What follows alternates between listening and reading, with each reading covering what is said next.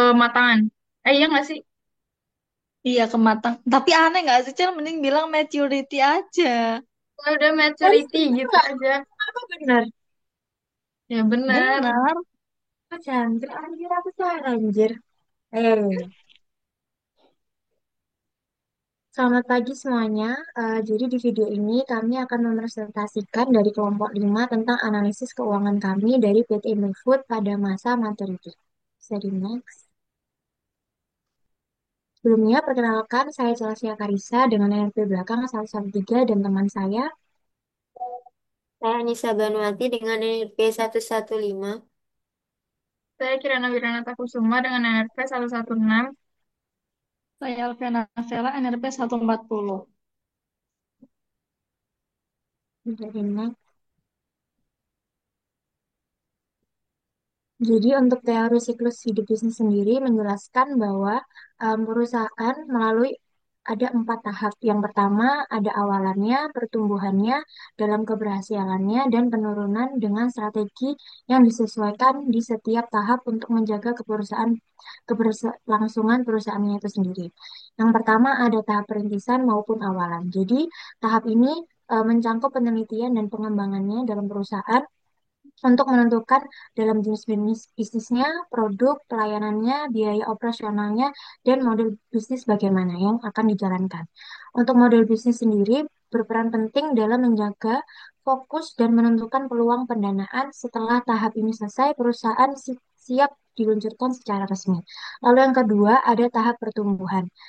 Pertumbuhan perusahaan diukur dari peningkatan total yang mencerminkan portabilitas masa depannya dan juga menambahkan bahwa perusahaan dengan pertumbuhan tinggi cenderung untuk menghasilkan arus kasnya sendiri dan kapitalisasi pasar yang besar, sehingga perusahaan lebih jauh menarik bagi investor dan berdampak positif bagi perusahaan nilainya sendiri. Bisa di next.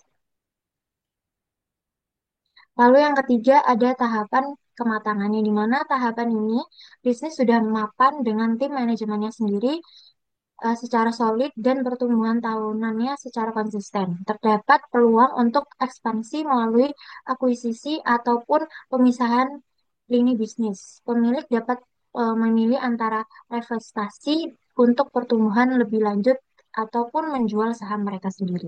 Lalu yang terakhir ada tahap penurunan. Bagaimana tahap jatuh tempo pendapatan bisa naik secara turun juga, namun penurunan yang terus-menerus mendefisasikan kemunduran. Pemilik juga harus melakukan inovasi baru ataupun memilih antara reinvestasi dan penjualannya. Namun, investasi pada tahap ini lebih jauh lebih mahal dan penjualan bisa lebih sulit serta menghasilkan juga imbalan yang jauh lebih rendah. Bisa di next. Lalu masuk dalam finansial rasio teori, yang di mana teori rasio keuangan sendiri dapat membandingkan data laporan keuangan untuk menilai kinerja dan kondisi perusahaannya. Jenisnya meliputi rasio likuiditas, solvabilitas, profitabilitas, dan aktivitas dan investasi. Yang dimana analisis ini membantu untuk mengidentifikasi kekuatan dan kelemahan dalam keuangan perusahaan, serta untuk mendukung pengambilan keputusan strategi. Yang pertama ada rasio likuiditas, di mana rasio likuiditas ini untuk mengukur kemampuan perusahaan dalam memenuhi kewajiban jangka pendeknya. Lalu yang kedua ada rasio probabilitas, yang dimana untuk mengukur kemampuan perusahaan menghasilkan laba. Bisa di next. Lalu selanjutnya ada rasio solvabilitas, yang dimana rasio solvabilitas ini untuk menunjukkan kemampuan perusahaan dalam membayar kewajiban jangka panjangnya. Lalu ada rasio aktivitas, yang dimana rasio ini untuk mengukur efisiensi perusahaan dalam juga memanfaatkan aset untuk menghasilkan keuntungan dalam perusahaan. Lalu ada rasio investasi, yang dimana investasi sendiri untuk penanaman modal jangka panjang untuk memperoleh keuntungan di masa depan perusahaannya. Bisa di next. Lalu ada tipe untuk keuangan finansialnya, yang dimana berbagai sumber dana yang digunakan untuk perusahaan sendiri untuk mengoperasionalkan dan mengekspansi, yang dimana masing-masing dapat memiliki karakter, kelebihan, dan tantangannya sendiri. Untuk resikonya ada juga yang pertama ada tipe pendanaan internal, yang dimana ini adalah pembiayaan yang bersumber dari dalam perusahaan seperti laba ataupun cadangan. Yang kedua ada pendanaan jangka pendek. Sumber dana jangka pendek ini untuk membiayai kebutuhan modal kinerja sementara dan harus dilunasi dalam jangka 1 tahun. Bisa di next. Lalu ada pendanaan eksternal yang dimana pendanaan ini adalah pembiayaan dari luar perusahaan seperti bank, investor maupun crowdfunding. Yang selanjutnya ada crowdfunding sendiri. Crowdfunding sendiri adalah penggalangan dana untuk proyek bisnis melalui kontribusi banyak orang secara online. Lalu ada equity financing. Finansi sendiri ada pendanaan dengan menjual saham kepada investor dan memberikan mereka kepemilikan sebagai perusahaannya sendiri. Bisa di next. Lalu ada debt. Debt sendiri ada pendanaan melalui pinjaman dari pihak eksternal dengan prinsip secara jual beli. Lalu yang terakhir ada keuangan secara digital. Ini adalah industri keuangan baru yang menerapkan teknologi untuk meningkatkan aktivitas keuangan. Jadi next. Lalu selanjutnya ada karakteristik of financing. Pembiayaan adalah aktivitas pendanaan oleh perusahaan untuk memenuhi kebutuhan operasional dan investasi jangka panjang dengan tujuan memperoleh dana secara efisien dari segi biaya dan risiko. Karakteristik pembiayaan mencakup sumber dana internal atau eksternal, jangka waktu, serta risiko dan biaya yang menyertainya. Struktur pembiayaan juga dipengaruhi oleh faktor informasi. Next. Regulasi keuangan adalah seperangkat aturan dan pengawasan untuk industri keuangan mencakup tujuan utama yaitu mitigasi risiko sistemik atau asimetri informasi. Cakupan berlaku untuk bank, asuransi, pialang, manajer aset, dan lain-lain. Melibatkan pengawasan aktif oleh otoritas khusus, fungsinya tidak hanya menetapkan aturan tapi juga penegakan berkelanjutan. Next. Untuk mekanisme yang bertujuan untuk meyakinkan bahwa tindakan manajemen selaras dengan kepentingan pemegang saham atau pemilik. Terdiri dari dua mekanisme, yaitu mekanisme internal dan mekanisme eksternal. Next.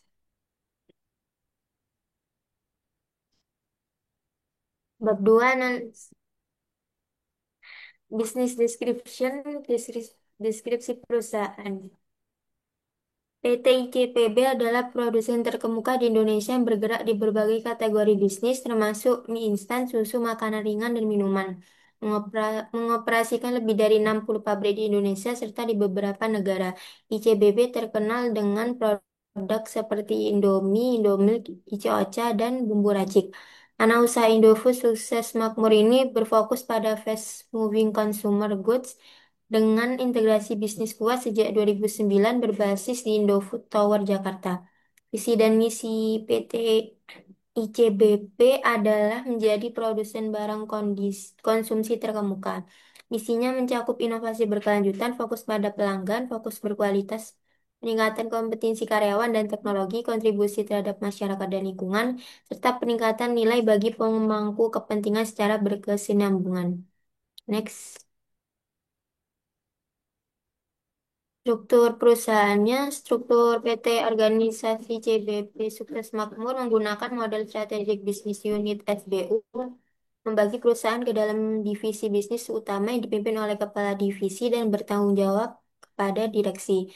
Direktur utama dibantu oleh Dewan Komisaris dan Komite Audit untuk pengawasan fungsi korporasi seperti keuangan, pemasaran, legal, dan riset dikelola terpusat dengan sekretaris perusahaan mengelola komunikasi pemegang saham. Audit internal dan manajemen risiko memastikan kepatuhan, mendukung operasional yang efisien dan transparan. Next,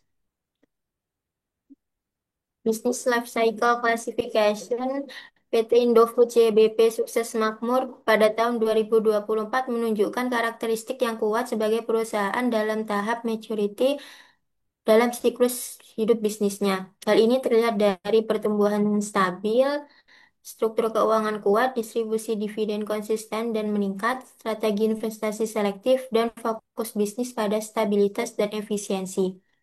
Next, Financial Condition of the Business PT ICBP mencatat kinerja keuangan yang sangat baik sepanjang tahun 2024 dengan penjualan mencapai 72,6 triliun, laba bersih sebesar 7,8 triliun meningkat dibandingkan 6,99 triliun pada tahun 2023. PT ICBP menunjukkan kondisi keuangan yang kuat dan stabil sepanjang tahun 2024 dengan pertumbuhan penjualan dan laba yang positif, serta aset dan ekuitas yang juga meningkat dibandingkan tahun lalu, menunjukkan kinerja yang solid dan menunjukkan peluang yang baik untuk ke depannya. Next.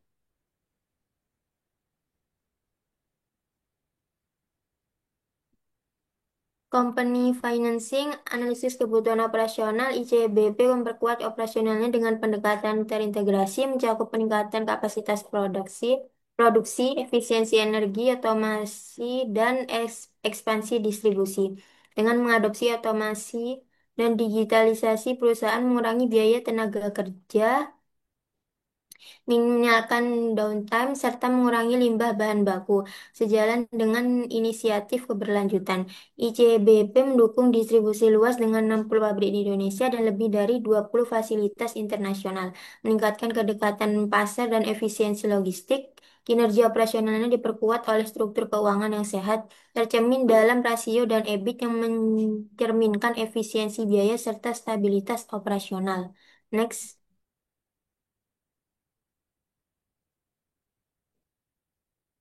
Kemudian ada analisis investasi, yang dimana pada tahun 2024, 2022 sampai 2024, ICBP berinvestasi strategis untuk pertumbuhan jangka panjang. Pada tahun 2022, fokusnya pada akuisisi, efisiensi operasional, ekspansi produksi, dan penguatan portofolio. Sedangkan pada tahun 2023, menandai investasi besar dengan transformasi digital dan otomatisasi. Kemudian pada tahun 2024, ICBP meningkatkan investasi modal serta melakukan peningkatan efisiensi energi dan penggunaan teknologi ramah lingkungan. Kemudian ada analisis likuiditas. Pada tabel ini terdapat beberapa komponen. Yang pertama ada current ratio, quick ratio, inventory turnover, dan asset turnover. Dari hasil analisis ini dapat dilihat current ratio meningkat dari 3,10 pada tahun 2022 menjadi 4,9 pada tahun 2024, yang menandakan kemampuan perusahaan membayar kewajiban jangka pendek semakin kuat. Kemudian quick ratio juga naik dari 1,58 ke 3,44, yang menandakan likuiditas perusahaan em, meningkat tanpa bergantung pada persediaan. Inventory turnover juga stabil di atas 6, yang mencerminkan efisiensi pengelolaan persediaan. Aset turnover sedikit membaik dari 0,56 ke 0,57, menunjukkan peningkatan kecil dalam efisiensi penggunaan aset untuk menghasilkan pendapatan. Kemudian ada analisis solvabilitas. Debt to asset ratio PT ICBP menurun dari 50,2% pada tahun 2022 ke 46,8% pada tahun 2024, yang menunjukkan penurunan proporsi aset yang dibiayai utang dan membaiknya solvabilitas. Sedangkan untuk debt to equity ratio berfluktuasi dari 1,1 pada tahun 2022 turun ke 0,9 di 2023, lalu naik ke 1,30 pada tahun 2024, yang menandakan peningkatan penggunaan utang di tahun 2024. Equity ratio sempat naik di 2023, namun turun signifikan pada 2024, yang menunjukkan pergeseran dari pembiayaan dengan modal sendiri ke utang. Kemudian ada analisis profitabilitas. Yang pertama ada analisis net profit margin. Laba bersih dan pendapatan ICBP meningkat secara konsisten dari tahun 2022 sampai 2024. Hal ini dapat dilihat dari net profit marginnya yang meningkat dari tahun 2022 ke 2023, namun sedikit menurun di tahun 2024, yang mengindikasikan adanya kenaikan biaya yang menekan margin laba. Kemudian ada analisis aset turnover. Aset turnover PT ICBP stabil di angka 0,56 pada tahun 2022 dan 2023, kemudian meningkat menjadi 0,57 pada 2024, yang mengindikasikan efisiensi penggunaan aset tetap terjaga meskipun total aset dan pendapatan meningkat. Selanjutnya ada analisis ROE dan ROA. Jadi dari tabel tersebut dapat dilihat ROE-nya itu meningkat dari 7,98% di tahun 2022 ke 11,26% di tahun 2023, lalu turun sedikit ke 10,56% di tahun 2024 karena pertumbuhan ekuitas lebih besar dari kenaikan laba. Lalu ROA naik dari 3,98% tahun 2022 ke 5,86% di 2023 dan sedikit turun menjadi 5,61% di 2024, menandakan efektivitas penggunaan aset yang tetap baik meski sedikit menurun. Lalu ada analisis pasar, yaitu posisi pasar dan kepemimpinan merek. ICBP adalah pemain utama di industri FMCG Indonesia dengan portofolio makanan dan minuman yang kuat. Produk andalannya itu adalah Indomie, karena sudah dinobatkan sebagai most chosen instant noodle brand in the world oleh Kantar selama 9 tahun berturut-turut, lalu menjadi most chosen FMCG brand di Asia Tenggara dan Indonesia. Selain itu, merek susu Indomilk masuk ke tiga besar most chosen dairy brands di Indonesia. Keunggulan ICBP didukung oleh ekuitas yang tinggi, konsistensi kualitas, inovasi produk berkelanjutan, dan jaringan distribusi luas. Next. Lalu ada kondisi pasar dan tantangannya. Pada tahun 2024, pasar FMCG nasional mencatat pertumbuhan moderat seiring peningkatan konsumsi rumah tangga sebesar 4,94%. Daya beli masyarakat kelas bawah masih tertekan akibat tingginya harga kebutuhan pokok. Lalu ada pelemahan nilai tukar rupiah dari 15.200 menjadi 15.900 per dolar Amerika Serikat, meningkatkan biaya bahan baku impor. Lalu ICBP berhasil menjaga kinerja keuangan dengan mempertahankan margin EBIT sebesar 22,5%. Dengan keberhasilan tersebut didukung oleh efisiensi operasional dan pengendalian beban biaya yang efektif. Mechanism and Challenges in Financial Management. Mekanisme dari ICBP ini menerapkan manajemen keuangan yang disiplin untuk menjaga stabilitas dan mendukung pertumbuhan berkelanjutan. Pada 2024, rasio net gearing rendah sebesar 0,30 kali, mencerminkan pengelolaan utang yang hati-hati. Sumber pembiayaan diversifikasi melalui obligasi US dollar dan pinjaman jangka panjang. Efisiensi ditingkatkan lewat otomatisasi, digitalisasi, dan penghematan energi. Risiko nilai tukar dikelola dengan kebijakan lindung nilai terhadap eksposur mata uang asing. Lalu meski rugi kurs belum terrealisasi sebesar 2,11 triliun, kinerja operasional tetap kuat. EBITDA meningkat dan peringkat kredit naik menjadi Baa2 atau stabil dari Moody's serta outlook positif dari Fitch. Lalu untuk challenges-nya itu yang pertama, risiko utama ICBP adalah fluktuasi nilai tukar rupiah terhadap dolar Amerika Serikat akibat ketidakpastian global. Lalu daya beli konsumen rendah tertekan oleh kenaikan harga kebutuhan pokok. Lalu terdapat impairment goodwill investasi di Nigeria sebesar 1,55 triliun. Lalu persaingan ketat mendorong kebutuhan inovasi produk. Lalu perusahaan fokus pada isu keberlanjutan seperti pengurangan emisi dan kemasan ramah lingkungan. Terakhir ada strategi keuangan dan operasional diperkuat untuk menjaga kinerja di kondisi ekonomi yang dinamis. Lalu ada conclusion-nya itu, PT Indofood, CPB, saat ini berada pada fase kematangan bisnis. Perusahaan memiliki posisi pasar yang kuat, kinerja keuangan yang stabil, dan strategi investasi yang terukur. Untuk pendanaan, Indofood lebih mengutamakan sumber internal seperti laba ditahan, namun tetap menjaga akses ke pendanaan eksternal seperti obligasi dan pinjaman bank. Tantangan utama yang dihadapi meliputi fluktuasi nilai tukar, persaingan di industri FMCG, dan tuntutan keberlanjutan bisnis. Secara keseluruhan, Indofood, Indofood menerapkan strategi finansial yang konservatif dan adaptif, menjaga pertumbuhan melalui efisiensi operasional, inovasi produk, serta diversifikasi sumber pembiayaan. Sekian dari kelompok kami, terima kasih.